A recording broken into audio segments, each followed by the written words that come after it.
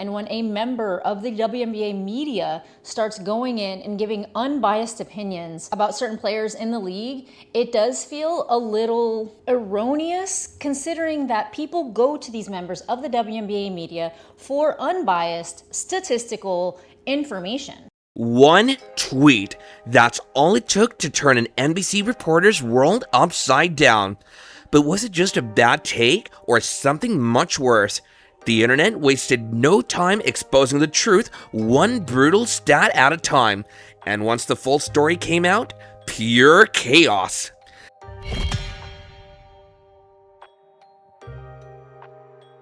It all began with just a few words.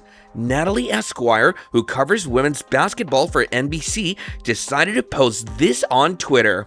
Chelsea Gray is the best point guard in the WNBA.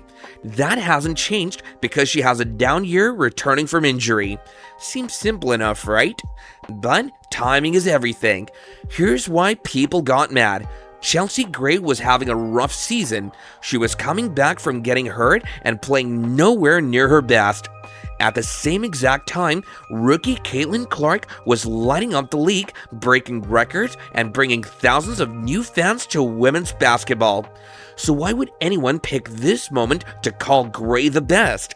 The answer became clear when fans looked at Esquire's history. This wasn't her first time trying to knock Clark down. It was just her most obvious attempt. The tweet wasn't really about praising Chelsea Gray, it was about refusing to give Caitlin Clark the credit she deserved, and basketball fans were way too smart to miss something that obvious.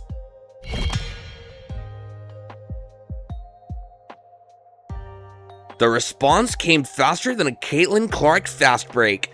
Within minutes, Esquire's tweet was flooded with replies. But fans weren't just saying you're wrong, they came armed with cold, hard facts. One fan replied, "Let's look at the actual numbers this season. Caitlin, 19.2 points, 8.4 assists, 5.7 rebounds. Chelsea, 8.6 points, 4.9 assists, 2.9 rebounds. How is this even a debate?" Even when looking at Gray's championship season before her injury, the numbers told a story. 15.3 points, 7.3 assists, and 4 rebounds per game. Good stats, really good, but still not touching what Clark was doing as a rookie. Other fans pointed out that Clark was leading the entire league in assists while also scoring near the top. She was doing this against players who had been in the WNBA for years, all while adjusting to the pro game. The stat war wasn't even close, and every time someone posted new numbers, Esquire's take looked worse and worse.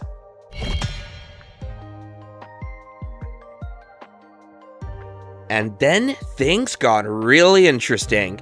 Fans started digging through Esquire's old tweets, and what they found was eye-opening. This wasn't a one-time mistake, it was a pattern of always trying to downplay Clark's success. When Clark broke the rookie assist record, Esquire tweeted that she was stat padding. When Clark scored 30 points in a game, Esquire talked about her turnovers instead. When fans were celebrating Clark bringing new viewers to the WNBA, Esquire questioned if those fans were real basketball fans. One Twitter user even made a thread called Natalie Esquire's History of Hating on Caitlin Clark with screenshot of at least 15 different times she tried to minimize Clark's achievements. The most shocking one? When Clark broke the all-time NCAA scoring record, men or women's, Esquire's only comment was about how the defense wasn't trying hard enough against her. Even people who weren't big Clark fans started noticing how unfair this was. A popular WNBA fan account tweeted, "I'm not even a huge Clark fan, but this bias is getting ridiculous. Give the girl her flowers." At this point, it wasn't just about basketball opinions anymore, it was about being fair and honest as a reporter.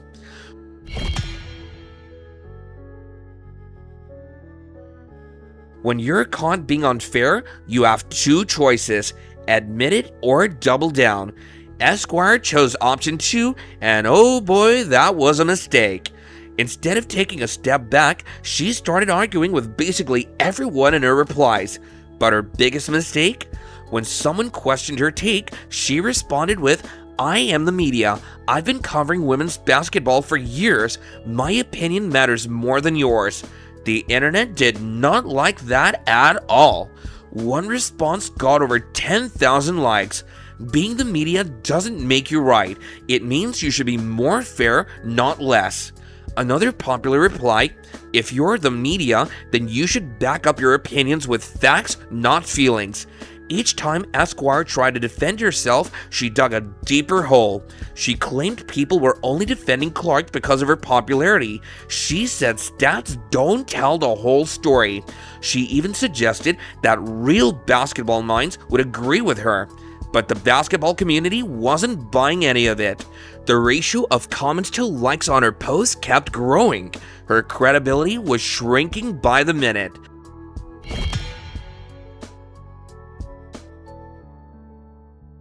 Then came the moment that showed everyone Esquire knew she'd messed up.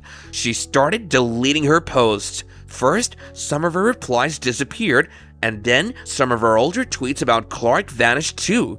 Finally, the original tweet about Chelsea Gray being the best point guard, gone. But as everyone knows, the internet never forgets. Screenshots had already been saved. The threads documenting her bias were already viral. The damage was done. Deleting tweets is the online equivalent of waving a white flag. It's admitting you know you're wrong without having to actually say the words, "I'm sorry." Some of her followers who had initially defended her now felt tricked. One former supporter tweeted, "I respected your basketball opinions for years, but now I have to question everything you've said. If you can't admit when you're wrong, how can we trust your analysis?" By trying to erase her mistakes instead of owning them, Esquire only made the situation worse. Her credibility wasn't just damaged, it was in serious trouble.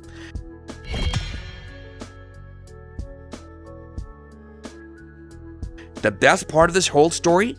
While Esquire was having a Twitter meltdown, Caitlin Clark was busy doing what she does best, playing amazing basketball.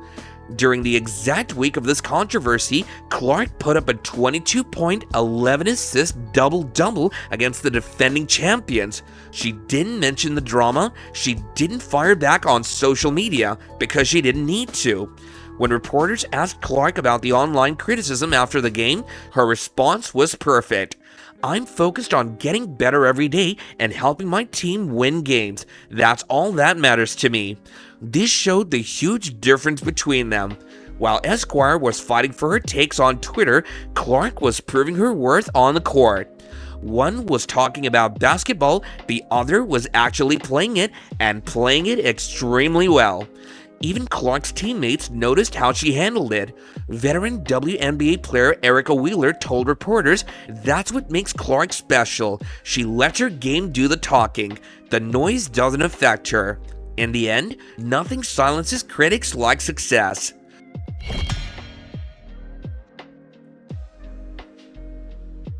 Soon, it wasn't just fans calling out Esquire, other basketball journalists and analysts joined in too.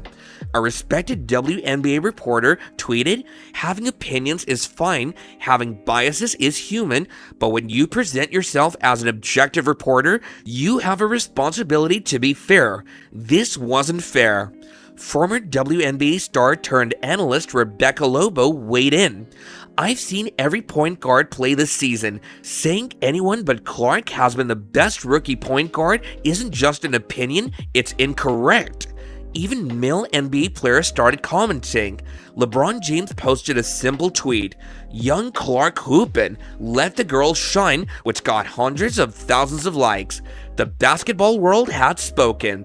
This wasn't about taking sides between players, it was about calling out unfair coverage when they saw it. For Esquire, the damage was done.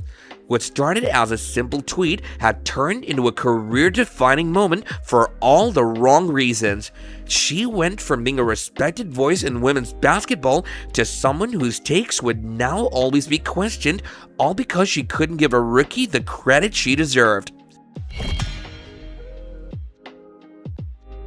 So what do you think about all of this? Was Natalie Esquire just sharing her honest basketball opinion, or was this a clear case of someone refusing to accept Caitlin Clark's impact on the game?